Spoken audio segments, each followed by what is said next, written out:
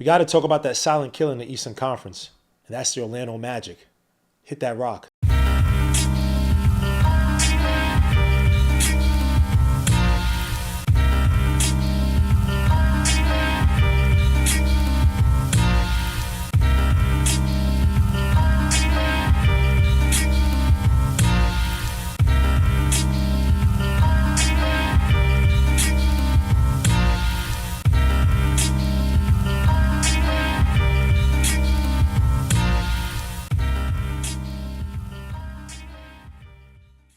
Before we get started, make sure to hit the like, subscribe to the channel. Make sure to hit the dark notification bell to get each and every notification for each and every video. It's your boy, G-Mo Legion Knicks. Let's get it. The Orlando Magic have been quietly building a contender in the Eastern Conference, one that could definitely threaten the Knicks off of lengthy playmakers, Paolo Banchero, defense, and grit.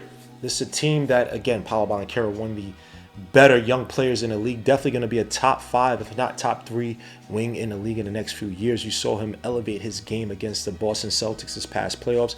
Got complimentary players like Franz Wagner, even his brother Mo Wagner has been a solid defensive piece in the middle in the paint for that team, at least before the knee injury.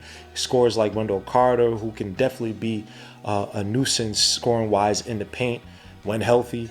Other guys like Jalen Suggs, who struggled when coming into the league, but has definitely developed into one of the better 3-and-D complementary. I won't even call him a glue guy, but one of those kind of connector guards where he plays his part on more defensive end. Has definitely improved his three-point shooting, but has also been a solid piece next to a guy like Paolo Banchero.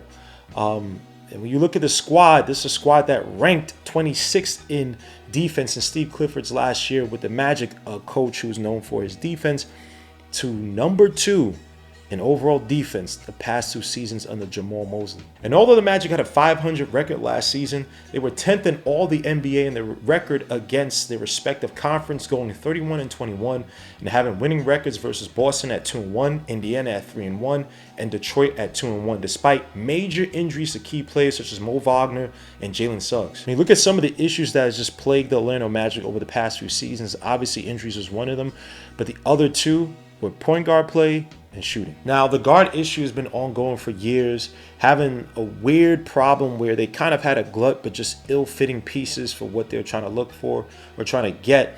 You had guys like Markelle Fultz coming from the 76ers. You had guys like Jalen Suggs, who they drafted, who's kind of fit into the team now, but they've had some issues with him kind of fitting into the so-called mold of what was best for the team. They also had other guys like Cole Anthony's more of a scoring guard, never really truly fit out as a number 1 point guard, and Anthony Black, who's kind of like this facilitating kind of connector type of guard, pass first guard, big body guard, but that hasn't really panned out as well either. Now, the second issue has definitely been the scoring and the shooting, which the Orlando Magic have ranked near the bottom of the league this past season and really over the past several seasons. Now, the Magic have tried to kind of either draft their way, try to get guys like Jett Howard to fill in that 2-guard position, or sign guys like KCP, but really none of the strategies have really worked out for them. Jett Howard really just has not worked out for them at the 2-guard position as one of their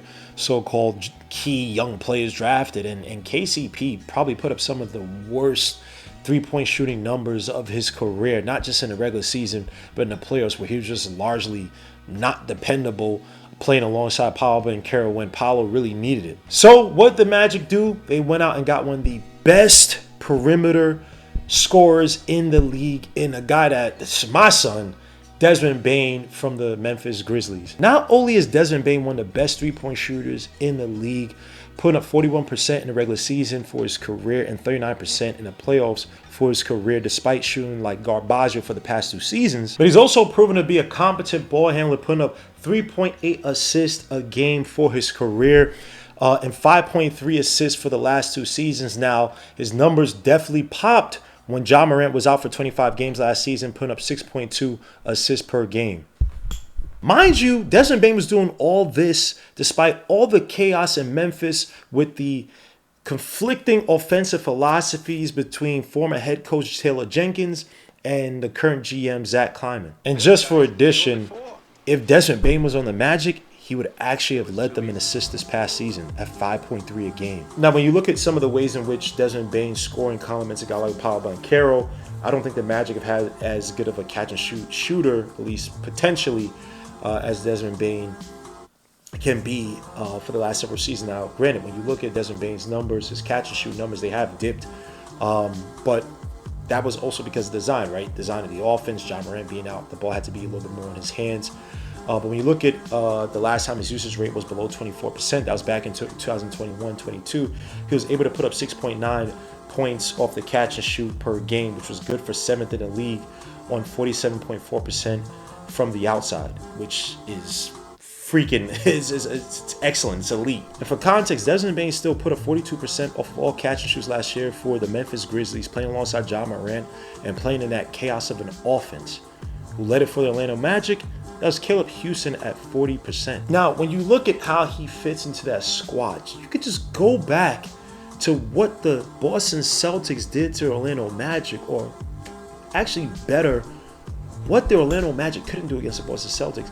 How many times in that playoff series where the Orlando Magic are making a run and it couldn't close a gap, 5-point gap, 6-point gap, 7, 8-point gap, which sounds insurmountable to the Boston Celtics, all that crap. But if you watch those games, they're a lot closer than what you expect. Now, Paolo Banchero's numbers pop, especially his three-point shooting, which I believe shot up to around 41% versus the Boston Celtics. He was a man amongst boys out there, even playing against guys like Jason Tatum and Jaylen Brown. Now, probably more so a man amongst his own team because his team was just actually just garbage. How many times last year for the Boston Celtics series where you saw Paolo Banchero attack it from the pinch, attack from the top of the key, the defense collapse on him, he kicks it out to KCP on the outside, Franz Wagner, and they couldn't do anything with it.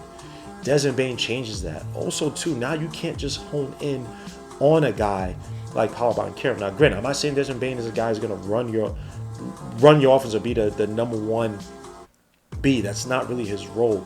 But in terms of just being that complement, the catch and shoot guy, the guy who can operate the ball in his hands, run the pick and roll, and find the open guy, and you could play Paolo a little bit more off the ball so defenses can't hone in him, it's going to pay dividends for the Magic. Another dangerous aspect about Desmond Bane is his ability in the pick and roll. Now, we struggle against the pick and roll, especially with teams that can shoot really well off that initial screen.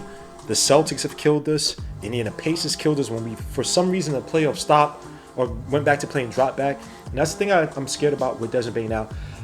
As a whole, the Magic have not been a good pick and roll scoring team. Obviously, their guard play, they just have not really had the shooters who can really hurt you off those screens. But now they do. And Desmond Bane is a guy that came into the league not really being able to run the pick and roll like that. But then this is a guy that last year ranked in the 70th percentile in the pick and roll, scoring-wise. And off those pick and rolls, he averaged around 3.9 points a game, shooting around 42.4% from the field.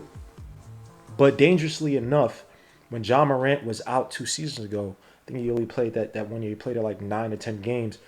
Your man, freaking Desmond Bane, ranked in the freaking 83rd percentile off of pick and rolls, averaging 6.5 points a game, 9.99 points per possession, shooting 45.6% or 46% from the field of those pick and rolls. And when you watch him, now granted, he could be a streaky player, but he just looks way too comfortable off those screens. Like, this is an element of that the Magic have not had. A player who can, one, shoot off those screens and then exploit their bigs, have to play up on, say, Jalen Suggs. Now, Jalen Suggs has become a better three-point shooter, but he wasn't a threat off the pick and roll like that. Paolo Banchero is another guy who's developed more as a pick and roll ball handler. Last year, I think he ranked around the 60th percentile in terms of as a pick and roll scorer. Now, one thing that does benefit the Knicks is that, again, with Desmond Bane being basically the best three-point shooter, you have Caleb Houston. They don't have a lot of weapons on the outside of Q, like, say, a Celtics team like they did, or even the Pistons were able to do at times in the playoffs. Have guys basically sit in the perimeter on the wing or the corner and burn you once that, pick and roll, drip drop penetration occurs and they can kick it out. They don't really have those weapons yet, but let's not look past some of more development from guys like Caleb Houston, maybe even a Jet Howard, someone else to kind of step up and take those roles. Tristan Silva, if he gets that three-point percentage up to 38% overall, if he could shoot around 45-ish up to maybe 50 is probably rich, but in that mid-40s% for catch and shoots, they'll have that danger that I think is going to pose a major threat to the Knicks. So Desmond Bane is starting to fill up a lot of boxes for the Magic that I just don't like, and definitely pick and roll something that we struggle with several teams for the past 3-4 seasons. Is definitely a dangerous element that he helps kind of exploit and bring out for the Magic. So with Desmond Bane, if you're not looking for him to be your number one, number two scorer, a guy could come in. He's not the greatest of defenders, but he can provide you some sort of tenacious defense. He's a guy who's going to try hard. He's going to try to rebound. He's going to try to agitate. He has that dog in him. He could be streaky, but you have at least Paolo. You have Suggs. You have guys like Wendell Carter. You got Franz Wagner. You got other pieces that kind of so-called take on the scoring responsibilities night in, night out for the most part, and he can just come in and play the complementary role. Like I said, the defense be tenacious. I heard him be to be a strong locker room presence. This is a player who could, he kind of takes the me against the world attitude. But I think that in the right team, in the right atmosphere, he's going to definitely be the guy that makes sure the team has that mentality. I think with the Grizzlies, there's just so much chaos, especially with Ja Morant being out. And you try to be the so-called leader. Not say it didn't work, but, the attitude and kind of popped out a little more just because the Grizzlies were kind of had mixed results, especially with Ja Morant getting his legal issues. And the Knicks, we struggled against teams like this, right? But we went 3-1 against the Magic. Sorry, we went 1-3, against the Magic 2 seasons ago. And that's when they only had Jalen Suggs, really, and Paolo Banchero, Mo Wagner, Franz Wagner. And they beat us 3 games in that year, 2 years ago. And they shot, I think, 28-29% from 3. So they didn't even need the 3-point shooting. Granted, we're a different team now. Mikal Bridges, OG Anunoby, Carly Towns. Obviously, another year of my dumb life. Jalen Brunson, new coach, who's going to try to add some offensive wrinkles to this team. But I don't look at this Magic team as some team just look like it's not a look-over team. They're going to present some issues, and I think Desmond Bane complements Paolo Banchero too good, just in terms of his shooting.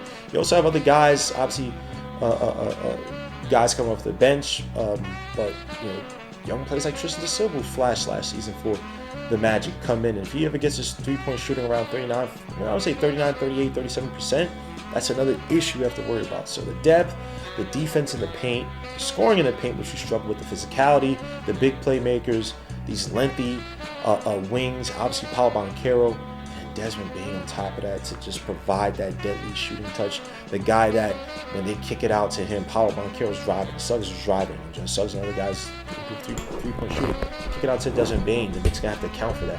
And as seasons progress, the Knicks, we have some guys, some perimeter defenders who get challenged. OG Anunoby gets a little bit tired, body breaks down. Mikal Bridges got kind of stretched on defense last year, and the Tom Thibodeau shit changed with Mike Brown, but we could definitely struggle against this Magic team. So I do not put nothing past them. I think they're going to be the team to rise up, or one of the teams to rise up in the Eastern Conference as the pace is going down. There's a team in the Magic who I said a few years ago when it was them and the Rockets who were drafting and building these young teams. Rockets are a little bit more successful on the drafting side, but the Magic have definitely found their way with Paolo Banchero. I said this is going to be one of the teams that the Knicks going to have to watch out for. The Eastern Conference is going to have to watch out for. Big wings, it's not fun. Look what happened. We struggled against the Hawks. When Jalen Johnson was healthy, we struggled against that team, right? So it's not just the Hawks. Now we got the Magic on their way. But let me know your thoughts. Leave your comments below. Are the Magic a team that the Knicks have to watch out for? How much does Desmond Bane change their trajectory with regards to marching towards the Eastern Conference crown, or at least being a thorn in the Knicks' side? Do you think they're our biggest threat to the Eastern Conference next year, especially with the Pacers out and the Celtics so-called retooling, rebuilding with Jason Tatum out for a season with that unfortunate Achilles issue? Let me know your thoughts, your comments. This is your boy G. Legion Knicks. I appreciate you. Peace, God bless. I'll catch you guys on next week.